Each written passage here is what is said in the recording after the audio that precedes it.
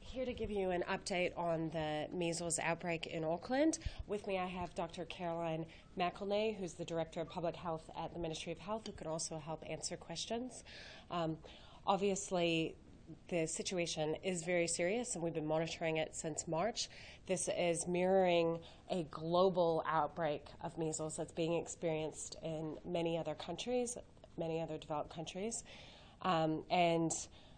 As of today, we've had 762 confirmed cases of measles in the Auckland region. This weekend, there will be new outreach centers. Counties Manukau have put out 3 outreach centers in South Auckland where people can go to get their free MMR vaccinations. The most important thing right now is for people to get vaccinated. So there are 3 locations: the Free Church of Tonga in Mangere, Saturday from 9 to 3 p.m. Middlemore Hospital Emergency Department in Manukau. That is every day of the week. You can go to Middlemore Hospital Emergency Department and get vaccinated. And Clendon Public Nursing Office at the Clendon Shopping Center in Manurewa daily from 9:30 to 3 p.m. I believe that's Monday through Friday. Additional 5 vaccinator nurses have been deployed to provide those extra free services in Middlemore. But this is a serious situation, and it is very vitally important that people get their vaccinations. When was the last time the NHCC was activated? Can you speak to that? Oh, I'm not entirely certain when that was. It is something that we stand up when there are significant events happening in the health sector, so it's not unusual. Is this a crisis? No, it's not a crisis. Why is it not a crisis? It's an outbreak, and they happen every few years, measles. This one is more serious. As I said, it's a global situation, and we need to respond to it. It will be a top priority for the Ministry of Health in the coming days. I want to reassure the public that this is a priority for the Ministry of Health, and that's why the National Coordination Center is so important, because this isn't while there is one DHB that's being particularly affected, it could quite easily affect people right around the country. Do you have the new nationwide numbers as well? The nationwide numbers are still under 1,000. Yes, that's right. What are the worst effects of measles? Well, measles is worse when particularly young children and children with underlying conditions. So the absolute worst that can happen is that you can actually die from measles. That's a more rare event, but you can also get an inflammation of the brain. You can have long-lasting health effects as a result of having measles. Some people have measles and it's a relatively mild illness that tends to be older people. It's really the children who are much more likely to be affected by serious measles. What can be the long-lasting effects? Well, that can be hearing problems. It's because of the inflammation that has been on the brain. There can be long-lasting, mainly hearing problems. Is measles now considered a health emergency?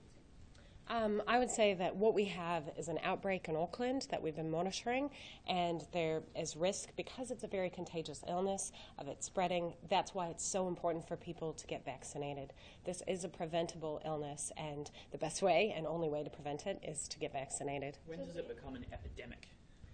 If it spreads to significant other regions of New Zealand, then I think we would start to call it an epidemic. So we're not close to that yet, though? At the moment, there is a clear concentration of cases in Auckland, and particularly in South Auckland. It started in West Auckland, but now we're experiencing more cases in South Auckland. Is the advice still not to travel to Auckland if you don't need to? There was never advice to not travel to Auckland. I believe the advice was that if you have unvaccinated children, do not take them into Auckland. So, for example, babies under the age of 1 cannot get the MMR vaccine. In fact, usually it's at 15 months, but it's been brought forward to 12 months in Auckland, and I believe on request in other parts of the country you can also get the free vaccine now at 12 months.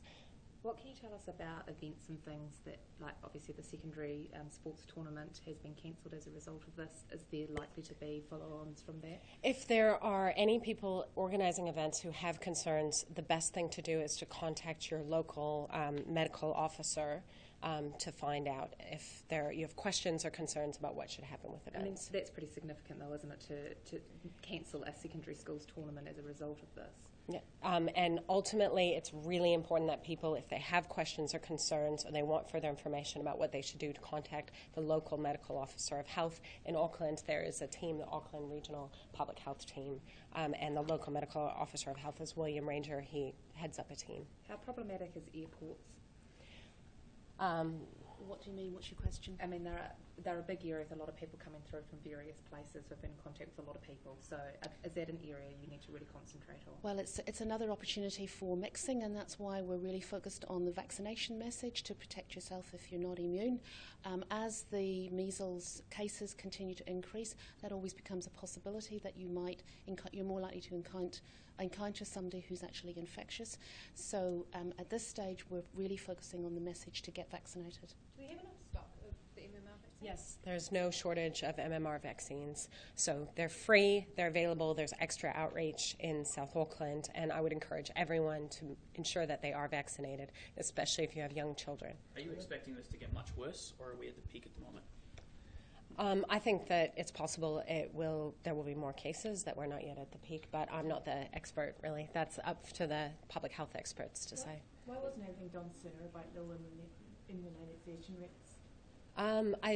We've been monitoring the situation since March, and just this year alone, there have been 57,000 additional MMR vaccinations provided. So I think a lot has been done, but as I said earlier, this is a global phenomenon.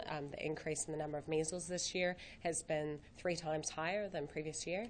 So now we're monitoring the situation and doing everything we can to make sure the message gets out there. There are no barriers to people getting vaccines so that we can contain the spread of measles. On the global nature of it, you say that it's 3 times more. Do you know of anywhere that's been hit harder than New Zealand in a per capita sense? I couldn't speak to that. Places like Indonesia, other countries like that. In the developed world? There have been outbreaks all across the developed world, so in Europe, in the UK, Ireland, Canada, US. I mean, we are part of a global phenomena that is happening. Measles is highly infectious, which means you do have to have really high rates of immunisation in order to stop and contain any spread. It does seem that the numbers are higher in New Zealand, though. We're certainly seeing larger numbers than we've seen before in previous outbreaks in New Zealand. And it's from a measles perspective, whilst the numbers are really important, it's about the length of time that the outbreak lasts for. And so some other countries, they've had low numbers, but they've had it sustained for a long period of time. What do you put larger numbers down to? Well, we're not quite sure exactly why that is. Sometimes it's, particularly in somewhere like Auckland, which is a large metropolitan area, you get a lot more mixing. The virus passes from person to person, so it can very easily spread very rapidly. So why on this occasion we're seeing more than previous, we don't really know, other than our immunisation rates. It will obviously seek out those who are non-immune. So if you introduce it into a community that's got lower immunisation rates, you're going to get more cases. How much of it is down to... Has the anti-vaccine campaign been? How much of an impact? How damaging has that been to? Well, for some families, I think the anti-vax message makes them more hesitant about getting a vaccination, and that may have meant that they haven't then vaccinated their children on time and haven't taken up that offer. But at a national level, we're not seeing that as having a huge impact. There's going to be a number of reasons why people haven't already taken up that opportunity to be vaccinated. Is the government actually sending a consistent message on this when you have Minister Willie Jackson going and telling media and the public this morning that actually you shouldn't go around calling anti-vaxxers nutters and maniacs, and that actually they're respected and should have their own opinions?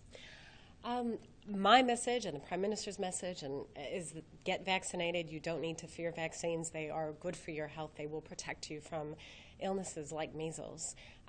But also there was a research report that was published recently in New Zealand, I saw, that said that insulting people probably isn't the best way to convince them that they should get vaccinated. So maybe Minister Jackson has a point that we need to work on education and inspiring people's confidence in their health providers so that they do get their kids vaccinated.